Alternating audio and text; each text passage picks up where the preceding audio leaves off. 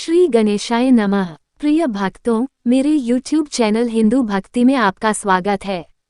आज 23 जुलाई 2025 का पावन बुधवार का दिन श्री गणेश जी की आराधना और व्रत के लिए अत्यंत शुभ और फलदायी है।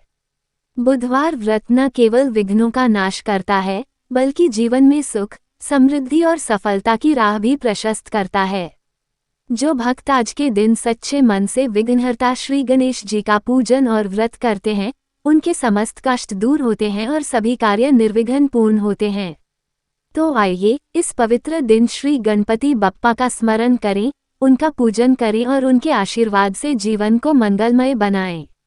बुधवार की व्रत कथा। एक समय किसी नगर में एक बहुत ही धनवान साहूकार रहता था। साहूकार का विवाह नगर की सुंदर और गुणवंती लड़की से हुआ था। एक बार वो अपनी पत्नी को लेने बुधवार के दिन ससुराल गया और पत्नी के माता पिता से विदा कराने के लिए कहा। माता पिता बोले, बेटा आज बुधवार है, बुधवार को किसी भी शुभ कार्य के लिए यात्रा नहीं करते। लेकिन वह नहीं माना और उसने वहम की बातों को न मानने की बात कही। दोनों ने बैलगाड़ी से यात्रा प्रारंभ की। 2 कोस की यात्रा के बाद उसकी गाड़ी का एक पहिया टूट गया। वहां से दोनों ने पैदल ही यात्रा शुरू की। रास्ते में पत्नी को प्यास लगी तो साहूकार उसे एक पेड़ के नीचे बैठाकर जल लेने के लिए चला गया। थोड़ी देर बाद जब वो कहीं से जल लेकर वापस आया तो वह बुरी तरह हैरान हो उठा, क्योंकि उसकी पत्नी के पास उसकी ही शक्ल सूरत का एक दूसरा व्यक्ति बैठा था। पत्नी भी साहूकार को देखकर हैरान रह गई। वो दोनों में कोई अंतर नहीं कर पाई। साहूकार ने उस व्यक्ति से पूछा, तुम कौन हो और मेरी पत्नी के पास क्यों बैठे हो? साहूकार की बात सुनकर उस व्यक्ति ने कहा, अरे भाई, यह मेरी पत्नी है। मैं अपनी पत्नी को ससुराल से विदा कराकर लाया हूँ, लेकिन तुम कौन हो जो मुझसे ऐसा प्रश्न कर रहे हो? साहूकार ने लगभग चीखते हुए कहा, तुम जरूर कोई चोर या ठग हो। यह मेरी पत्नी है, मैं इसे पेड़ के नीचे बैठाकर जल लेने गया था। इस पर उस व्यक्ति ने कहा, अरे भाई, झूठ तो तुम बोल रहे हो। पत्नी को प्यास लगने पर जल लेने तो मैं गया था। मैं तो जल लाकर अपनी पत्नी को पिला भी दिया है।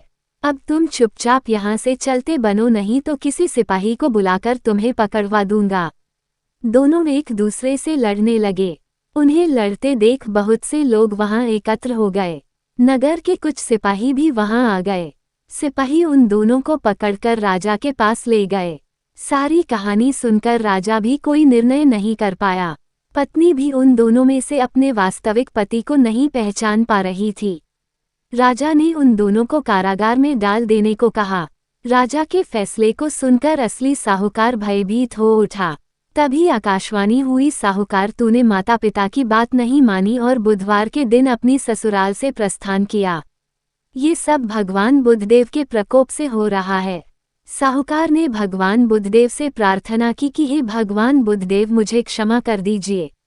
मुझसे बहुत बड़ी गलती हुई। भविष्य में अब कभी बुधवार के दिन यात्रा नहीं करूंगा और सदैव बुधवार को आपका व्रत किया करूंगा। साहूकार की प्रार्थना से प्रसन्न होकर भगवान बुद्धदेव ने उसे क्षमा कर दिया।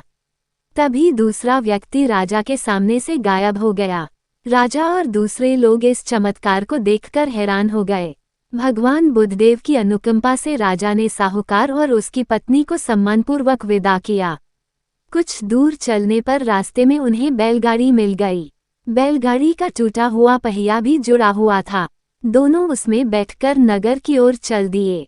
साहूकार और उसकी पत्नी दोनों बुधवार का व्रत करते हुए आनंदपूर्वक जीवन यापन करने लगे।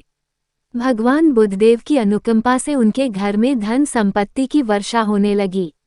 जल्द ही उनके जीवन में खुशियां ही खुशियां भर गई।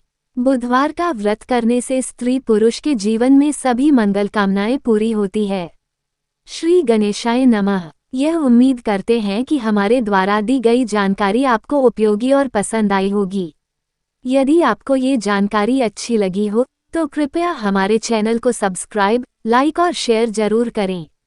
व्रत कथा और धार्मिक जानकारी के लिए हमारे YouTube चैनल हिंदू भक्ति के साथ जुड़े रहें। हम हमेशा नई और रोचक जानकारी लाते रहेंगे।